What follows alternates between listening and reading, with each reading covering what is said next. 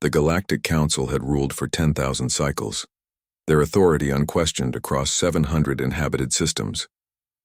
They were the architects of peace, the arbiters of disputes, the guardians of civilization itself. Their capital, Nexus Prime, floated in the neutral zone between galaxies, a testament to their impartiality and power. Humanity had been invited to join the council chambers exactly once. That was enough.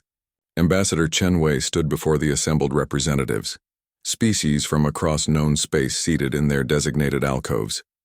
The Cathari with their crystalline exoskeletons, the gaseous veil talk contained in their pressure suits, the ancient Dorvani, whose civilization predated faster than light travel by millennia. You must understand, High Counselor Thexmara said, his three heads speaking in unsettling harmony, that your species' expansion must be regulated, limited, for the good of all. Chen Wei remained silent, hands clasped behind her back. The humans, Thexmara continued, are too aggressive, too unpredictable, too numerous. You spread across systems like a plague, terraforming, colonizing, consuming. This cannot continue. We've broken no laws, Chen replied evenly. Laws are for those who already sit at this table. You are merely applicants, and your application has been reviewed. The High Counselor's smile didn't reach any of his 6 eyes. Humanity will be restricted to Sol System and its 3 colony worlds. All further expansion is forbidden. This is not negotiable. Chen Wei looked around the chamber, meeting the eyes or eye equivalents of dozens of species. She saw no allies there.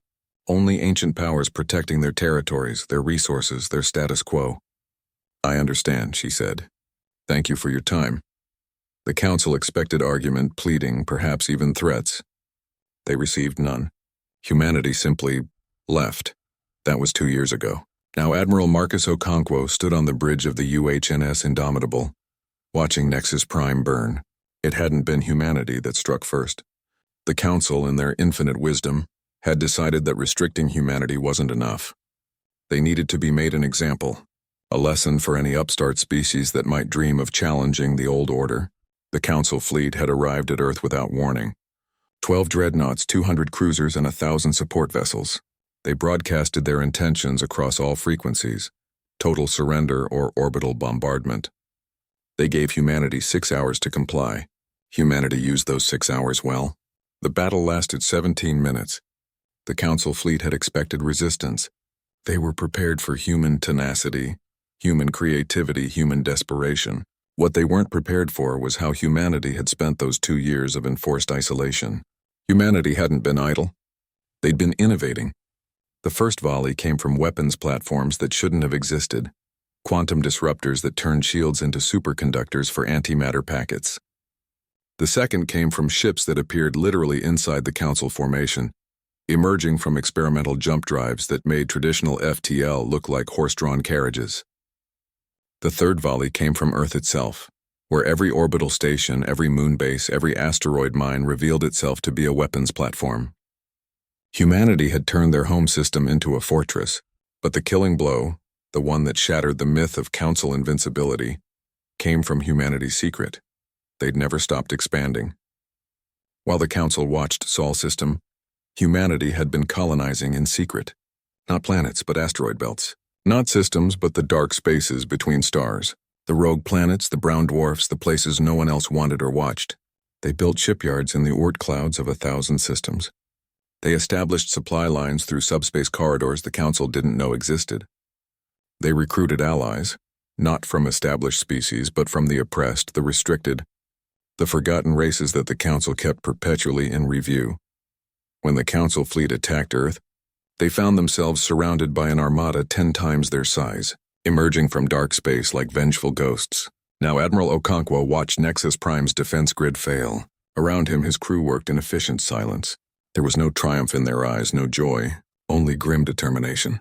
Admiral, his tactical officer reported, all council vessels have withdrawn or surrendered. The station is requesting terms. Okonkwo nodded slowly. On the main screen, he could see the ancient station, its lights flickering as backup systems struggled to compensate for catastrophic damage. 10,000 years of unbroken rule ending in an afternoon. Establish communication, he ordered. High Counselor Thexmara appeared on screen, all three heads showing various states of injury.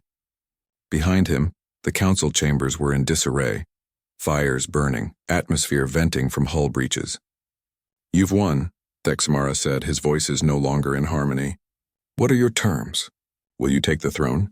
Become what you fought against?" Okonkwo was quiet for a long moment. Behind him, he heard the breathing of his crew, felt the weight of humanity's unexpected victory settling on his shoulders. "No," he said finally.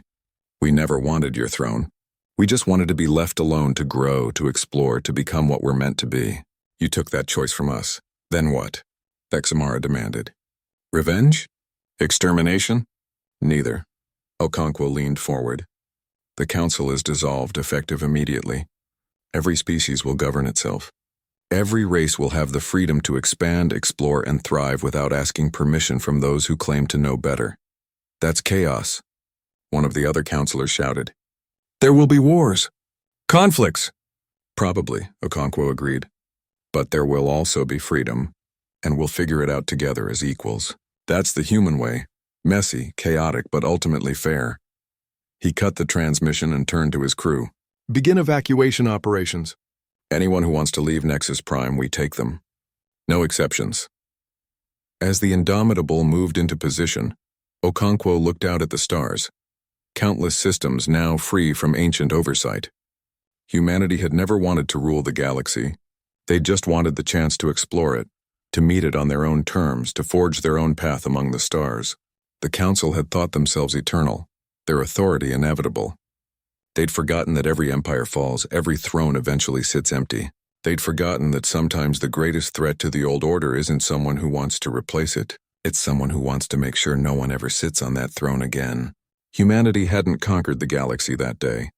They'd liberated it, from the Council, from centralized control, from the idea that any species had the right to dictate the destiny of another. The throne hadn't just come for humanity. It had tried to cage them, control them, break them. Instead, humanity had broken the throne itself. And in its ruins, 1,000 species would learn what it meant to be truly free.